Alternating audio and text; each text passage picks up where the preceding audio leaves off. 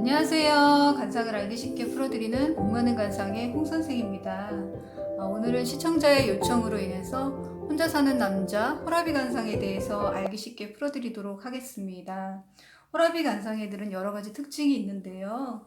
일단 눈이 이렇게 지나치게 돌출된 사람이 있습니다. 이런 사람들은 가정이 붕괴시키거나 파산을 의미합니다. 아내와의 인연이 약한 것이지요. 눈은 탁하고 눈초리 시선이 흩어져 있습니다. 이렇게 한눈에 보아도 이런 눈은 고독한 눈입니다. 그래서 고독한 정신으로 불안정해 보여서 상대에게 좋은 인상을 주지 않습니다. 이런 눈의 사람은 규칙적인 생활과 다른 일에 현혹되어 지는 것을 조심하고 어떤 일이든 공과 사를 구분하는 습관으로 수행을 쌓아야 이성이 따른다고 봅니다. 그리고 눈꺼풀이 이렇게 조금 늘어져 있어요. 늘어져서 이렇게 부풀어 오른 것처럼 보이시는 분들이 많이 보았을 거예요. 이렇게 눈꺼풀이 늘어져 있는 사람들은 속내를 좀 잘 드러내지 않습니다. 속내와 행동이 다른 것이지요. 스스로 마음을 열지 않으니 외로울 수밖에 없는 것입니다. 귀는 이렇게 귓바퀴가 톱니바퀴처럼 들쑥날쑥하게 하면서 살이 얇습니다. 그리고 또 귀도 이렇게 뒤집어져 있습니다.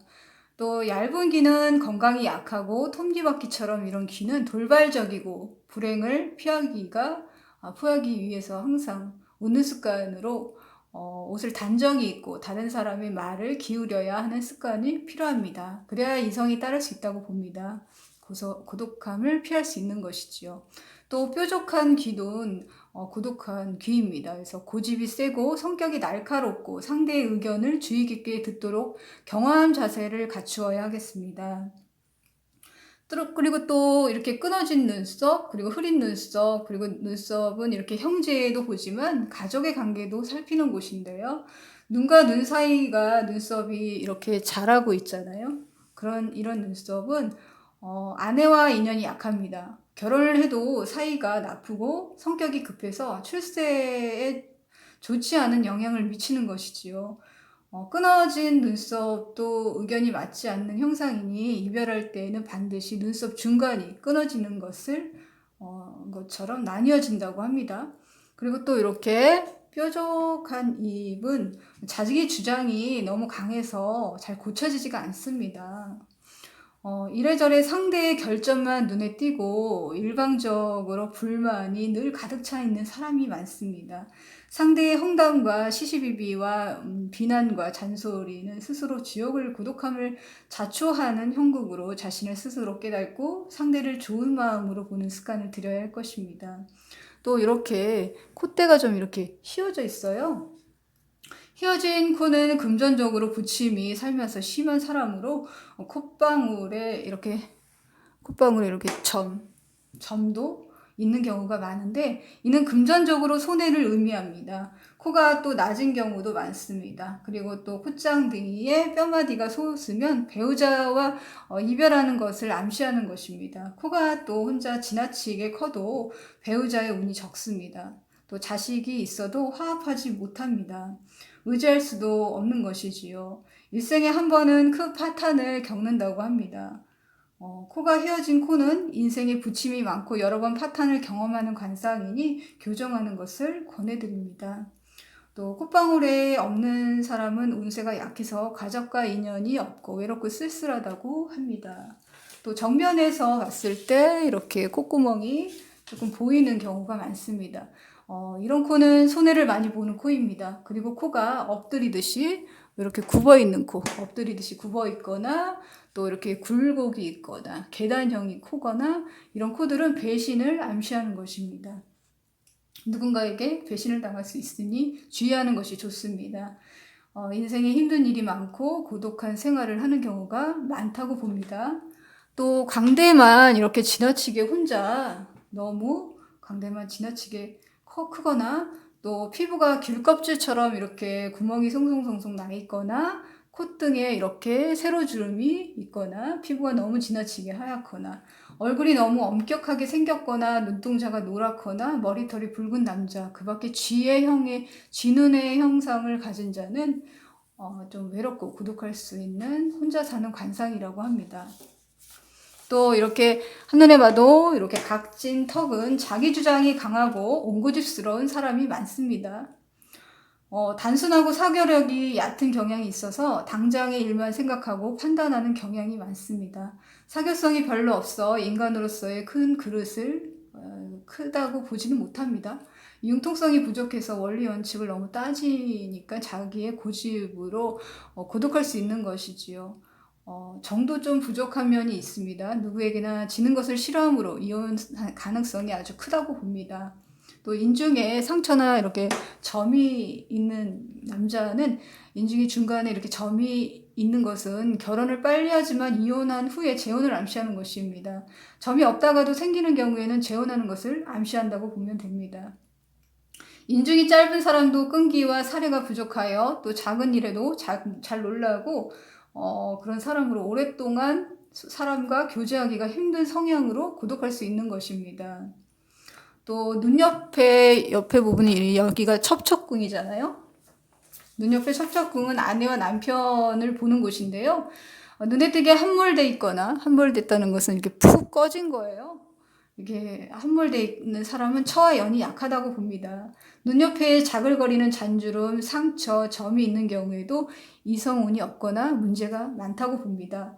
성격 불일치로 트러블이 많고 부부싸움이 끊이지 않아 이혼하는 사람이 대부분 눈 주위에 이렇게 점이 있습니다.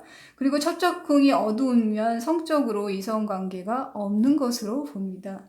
또 미간이 좁고 인상을 쓰는 듯이 미간을 찌푸리는 습관이 있죠. 이는 예민한 미간도 이렇게 좁고 이렇게 가로주름, 세로주름도 있습니다.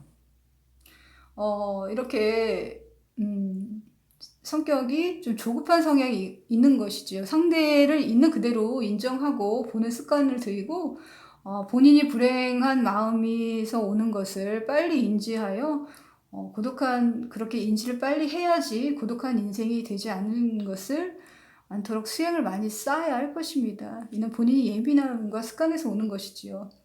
또 와잠이 눈밑이 이렇게 눈밑이 와잠이 두툼해야 되는데 푹 꺼지거나 살이 없는 경우나 눈이 부풀어 있는 경우, 이런 곳은 남녀간을 자손을 보는 곳인데요.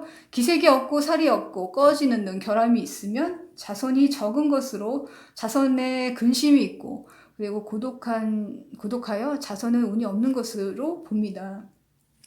또 이마가 이렇게 뒤로 경사지듯이 이렇게 이마가 경사진 것처럼 보이거나, 또 계단형 이마나 좁은 이마나 이런 이마는 귀인이나 윗사람과의 관계를 보는 곳인데 고생이 좀 많습니다. 그래서 이마가 지나치게 돌출되어 있는 사람도 가정을 붕괴시키거나 파산하게 하는 상이라고 합니다. 또 계단형 이마는 상처가 있는 이마는 또 낭인이 될 수 있으므로 처눈이 좋지 않으니 고독할 수 있는 것입니다. 그래서 외로울 수 있는 것입니다. 또 광대가 이렇게 옆으로 튀어나와 있죠. 옆으로 튀어나온 광대는 지나치게 툭 붉어지면 여러 번 처와 이별을 한다고 합니다. 광대가 많이 튀어나온 사람은 마음이 불안하고 초조해서 사례가 깊지 못합니다. 마음이 천하고 가정이 좀 어지럽습니다. 자기 주장이 너무 강하니까. 그리고 앞으로 나온 것은 활동적이지만 옆으로 이렇게 지나치게 튀어나온 것은 권위를 과시하는 경향이 있습니다. 자신의 고집이 세서 고생을 할 수 있는 것이지요. 마음이 선하고 악하고를 일단 떠나서 강한 성격으로 눈물이 많은 것입니다. 옆으로 튀어나온 광대는 대인관계가 좋지 않아서 심리적으로 늘 불안하고 초조하여 가정을 붕괴시키거나 파산하게 함으로 고독할 수 있는 것입니다. 눈과 눈 사이에 세로주름은 가정의 불화를 암시하는 것입니다. 미간에 세로금이나 솜털이 이렇게 난 거 있잖아요. 이렇게 솜털이 나거나 이런 것은 늘 고민하고 예민함이 따르는 사람입니다. 미간의 팔자주름도 자기 중심적인 사고방식을 일단 버려야 돼요. 그리고 고지식함을 조금 버리고 개방적인 사람이 되고자 노력한다면 고독함을 면할 수 있고 좋은 인연을 만들 수 있습니다. 상근에 또 이렇게 가로금은 일생의 중년에 한 번쯤은 굴곡을 만난다는 것을 의미합니다. 재산을 파하거나 이혼을 하거나 초년에 일궈 놓았던 것을 한 번쯤은 잃게 되는 것을 의미하므로 이 시기에 고독한 생활이 될 수 있으니 꿋꿋이 견뎌내서 그 경험으로 더 큰 성공을 거두는 경우도 많이 있습니다. 그에 굴하지 않고 다시 도전하고 자신을 발전시킨다면 충분히 새로운 인생을 살아갈 수 있는 것이지요. 또 미간을 피는 노력과 미간이 넓어 보이도록 눈썹을 좀 정리해서 깨끗이 해주고 이런 사람들의 의견을 좀 잘 듣고 늘 웃는 표정으로 웃는 표정과 습관을 들인다면 고독함을 면할 수 있고 좋은 인연을 만들 수 있을 것입니다. 또 입술이 이렇게 좀 느슨해요. 입 끝이 이렇게 느슨해서 항상 이렇게 벌린 듯이.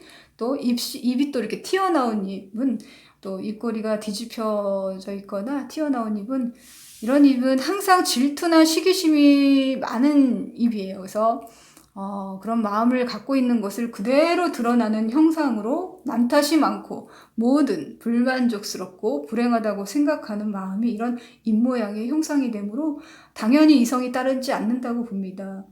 입술의 점은 매우 수다스럽습니다. 점은 수다스럽고 시시비비를 가리기를 좋아하고 옆에 사람이 있는 그대로 보지 않고 잔소리와 억압으로 상대를 힘들게 하는 성향이 있어 곁에 있는 사람도 떠나갈 수 있어 고독한 인생이 될 수 있습니다.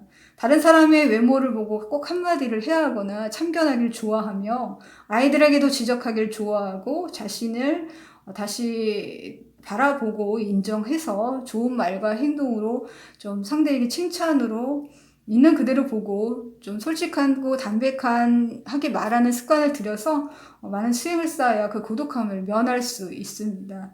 또 이런 입에 또 뻐드렁니까지 하고 있으면 정말 답이 안 나옵니다. 답이 안 나온다고 볼 수 있습니다. 자기 자신에 대해서도 만족하지 못하고 항상 매사가 불만이 많고 이런 사람은 당연히 혼기가 늦어지거나 외로운 일생을 보내게 되는 것을 암시합니다. 또 법령을 보면은 법령으로 입으로 이렇게 들어가거나 법령이 입 근처에 있거나 이런 사람들은 좀 초혼에 실패하기가 쉽습니다. 또 법령이 이렇게 두 개의 줄은 이혼을 암시하는 것인데, 두 개의 줄은 늦은 결혼을 하거나 재혼을 암시하는 것으로 요즘은 남성은 뭐 두 개의 직업이 있다고도 합니다. 또 두 가정을 꾸리거나 두 명의 부인이나 애인을 암시하는 것으로 결혼 생활이 정상적이지 않은 것을 의미하는 것으로 해석하시면 될 것 같습니다. 요즘엔 뭐 직업이 두 개다 이렇게 표현하기도 합니다. 좋게는. 여러분, 인간이 왜 외로움을 느끼는 것인지 한번 좀 생각을 해보셨나 묻고 싶습니다. 인간이 외로운 것은 내 자신이 마음을 열지 않기 때문이라고 합니다. 절대로 사람에게 외로움을 채울 수 없는 것입니다. 사람에게 받은 상처를 사람에게 채우려고 하는 것은 목마를 때 사이다를 잠깐 먹는 것과 갈증을 잠깐 해소하는 것과 같은 의미라고 합니다. 시간이 지나면 더 큰 목마름을 느끼는 것 같은 형상인 것이지요. 외롭다고 느끼는 사람은 특징은 그런 어떤 자리에서도 공허함과 외로움을 느낍니다. 이는 내가 어릴 적 상처와 까르마로 인해서 스스로 마음을 닫은 것이지요. 이런 사람들 중에서는 나에게 상처를 주지 않는 대상인 동물에게 치유를 느끼는 사람들이 경우가 많습니다. 이것은 동물에게 스스로 마음을 열었기 때문인 것이지요. 결국 사람이 외로운 것은 내 스스로가 어디에서든 마음을 열지 않기 때문인 것입니다. 가족이든 사회에서든 편한 마음으로 내 스스로가 먼저 마음을 열고 상대를 있는 그대로 보고 대한다면 외롭지 않을 것으로 생각이 듭니다. 결국 모든 마음의 희노애락은 내 마음 안에 있는 것입니다. 여러분, 다음 편에는 더 좋은 영상으로 찾아뵙겠습니다. 유익하셨다면 좋아요, 구독, 알림 설정 부탁드리고요. 여러분 천복을 누리시길 바라겠습니다. 복 많이 받으세요.